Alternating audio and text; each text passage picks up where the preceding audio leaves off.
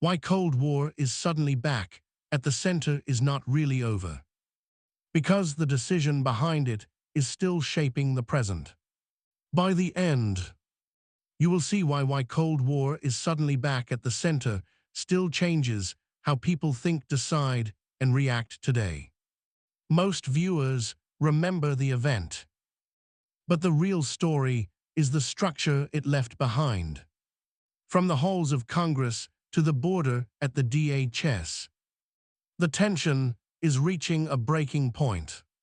Senator Schumer is under fire for shifting demands, and the stakes couldn't be higher. The world feels dangerous again. But what actually changed overnight? By the end of this video, you'll see why the old rules of safety are being thrown out the window.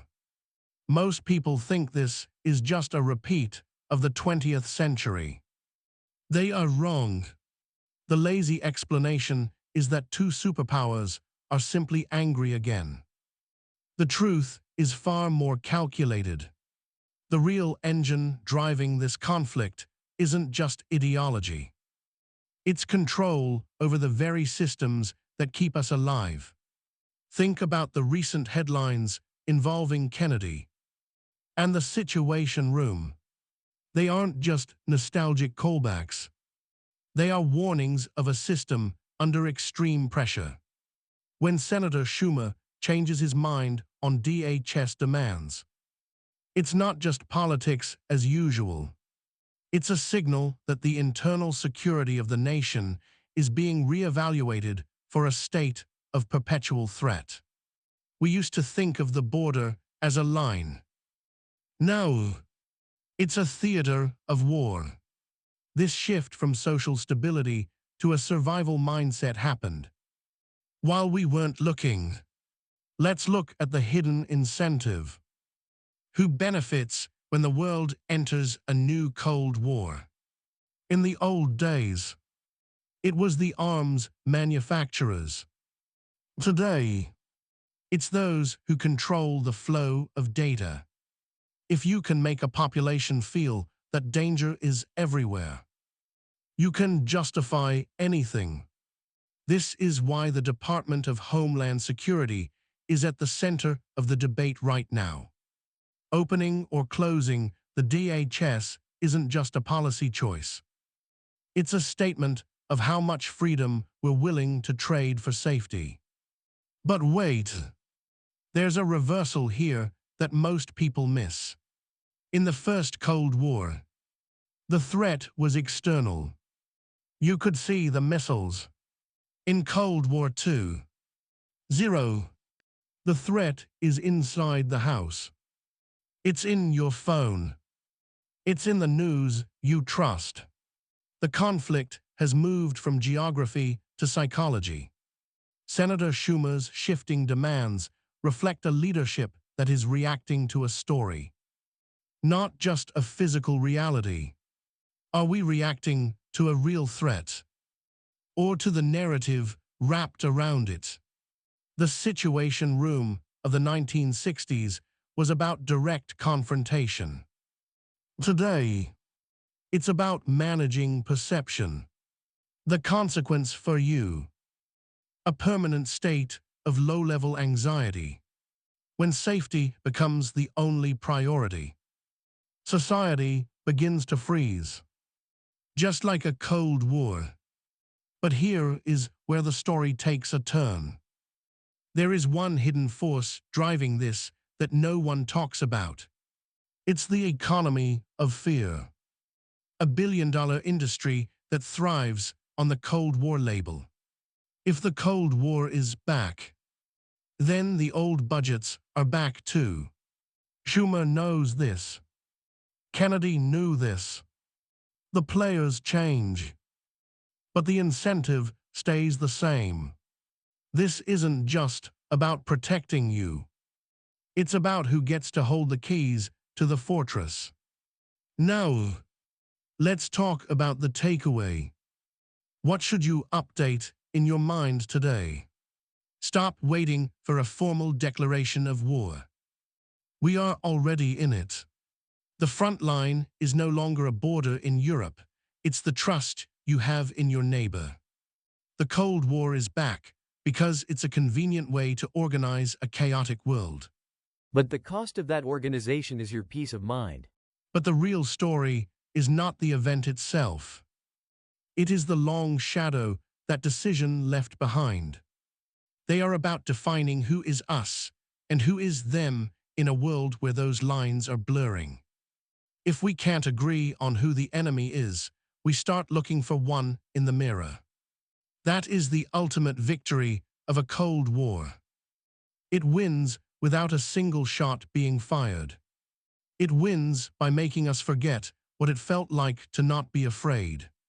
So here is the hard takeaway. The Cold War never ended. We just changed the screen we were watching it on.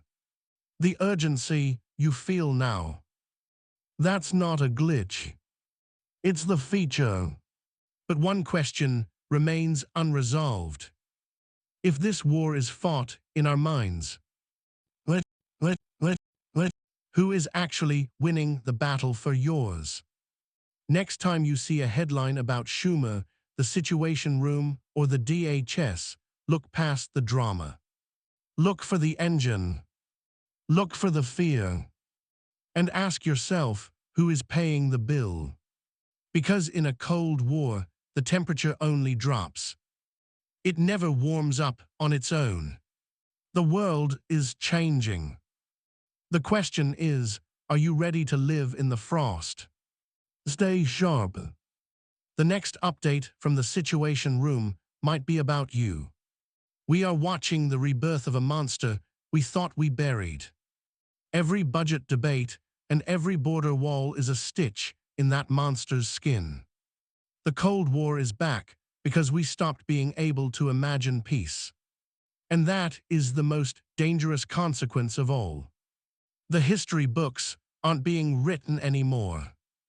They're being reenacted. And this time, there is no off switch. When the DHS becomes a political football, the game is played with your security. Schumer's hesitation is a reflection of a deeper fracture in the national identity. If we can't trust our leaders to define the threat, we define it ourselves.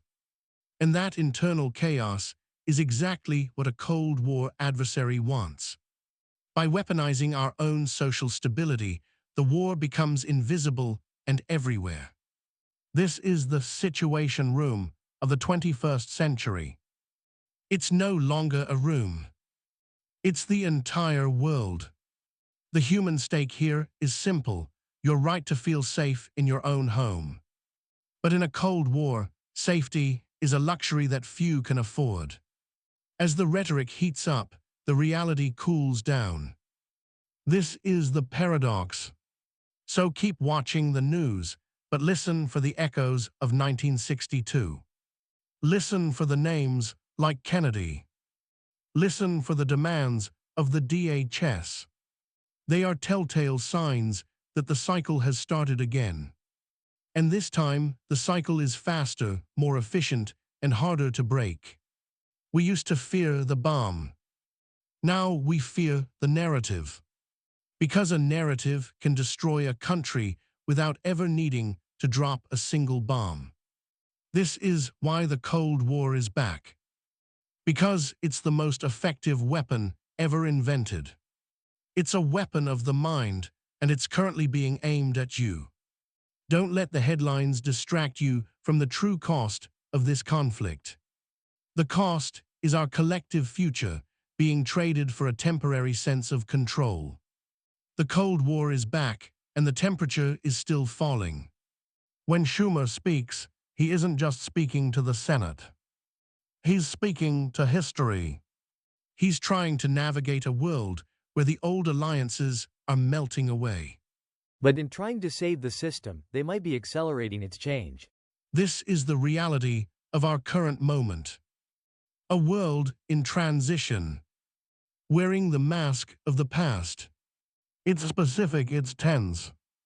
And it's happening right now. If you feel like something is wrong, you're right. The game has changed, and the new rules haven't been shared with the public yet. So stay vigilant. Watch the Situation Room. Watch the DHS. What matters now is where the legacy of why Cold War is suddenly back at the center gets pulled back into the next conflict. The question is, what are you going to do before the ice gets too thick? So the real question is whether the legacy of why Cold War is suddenly back at the center is fading, or about to become even sharper.